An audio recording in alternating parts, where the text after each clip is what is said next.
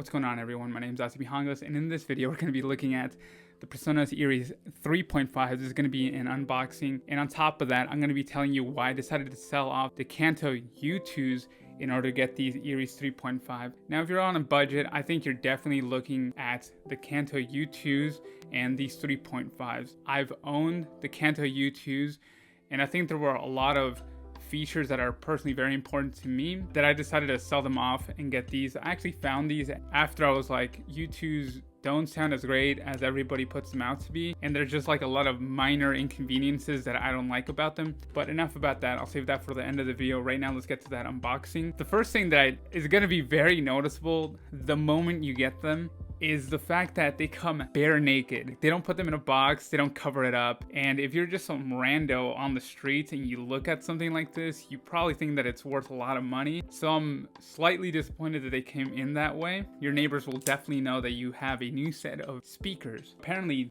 Presonus also makes a lot of more high-end speakers. And these are their sort of research and development budgets. We're gonna get you into this brand set of speakers.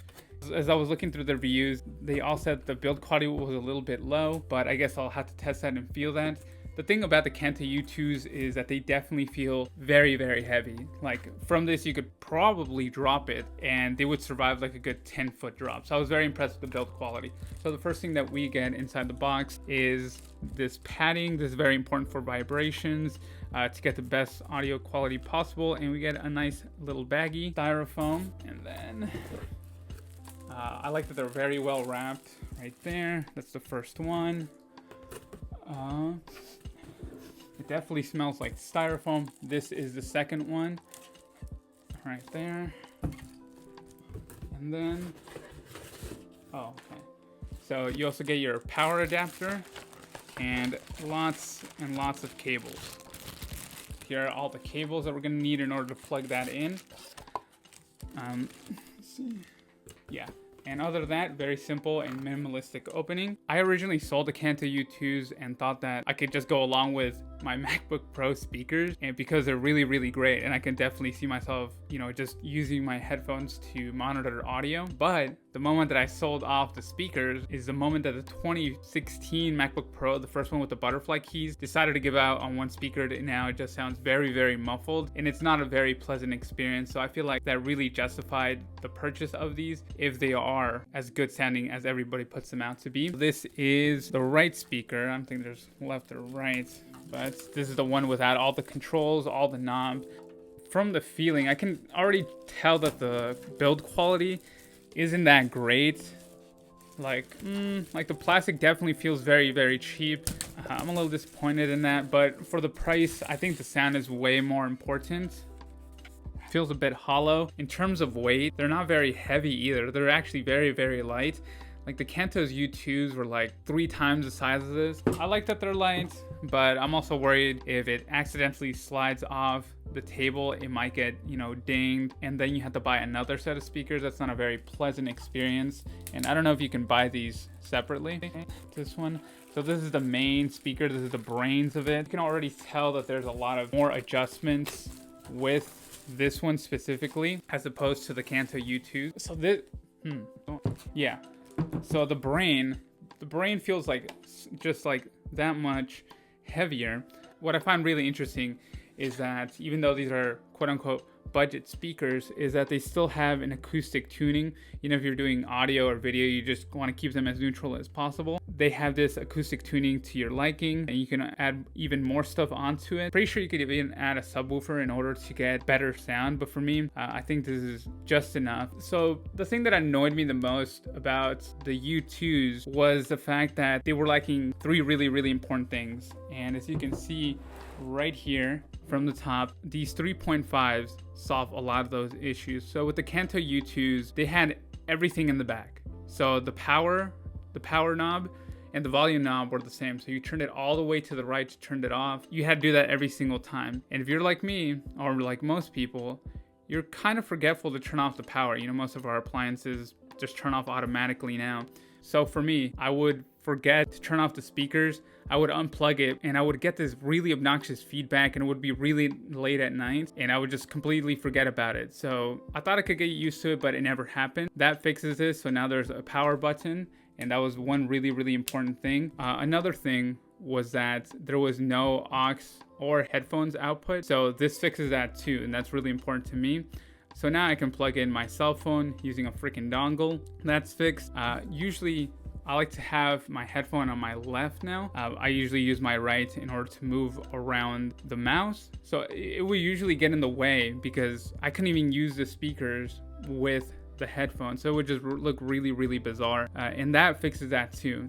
So these were the important features. This entire row just fixes a lot of problems that I have. I think the important thing here is that the build quality isn't that great. You can tell that they decided to cheap out on the materials, more like it. And hopefully it sounds well. We're gonna do a small test. And you're gonna be hearing my first reaction. But from what I can already tell, they're very cheap, but they have the features that I need. And you can also expand the range of these speakers. So you have a lot of outputs, you have your acoustic tuning, and there's so much more that you can do. Here's a B-roll in order to show you what exactly it has. But right now, let's get these set up and let's test them out.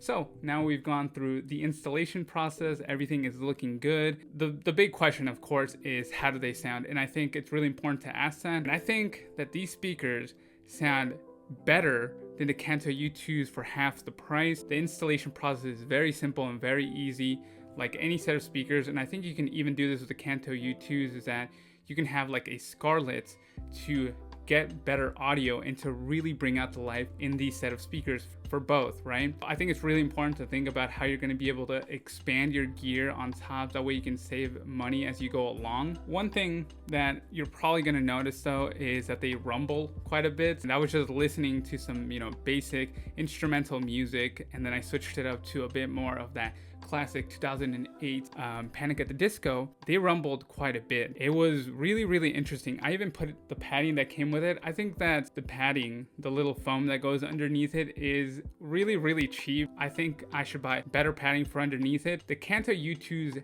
did not do that for me. I think it's really cool. Like, these inexpensive set of speakers sound that great and they rumble, so I think I got a really good purchase. Another thing that these speakers fix, this knob right here is nice and smooth, and the power button being so in front of me just automatically signals that I should turn it off because the light remains on. For the Kanto U2s, the light was in the back, so I would constantly forget about it, like I said at the start. So it's a really nice indicator, and I think based on research and development that they put into these speakers, they put them all in the right places. The sound is incredible. These buttons are nice and smooth, the thing that you're going to be using every day, and it's probably going to get the most amount of use.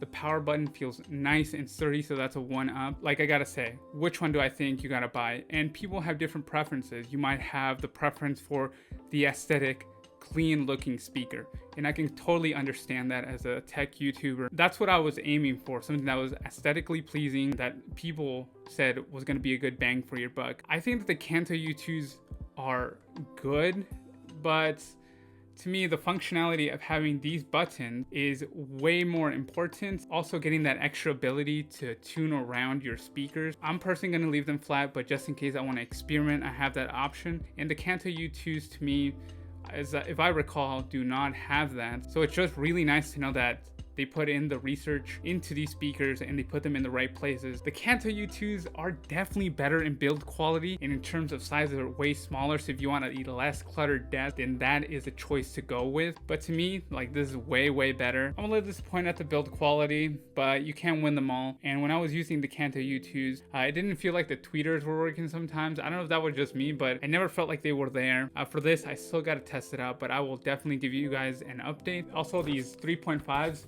look at these instructions. Like, they're really poorly written instructions. That's just it.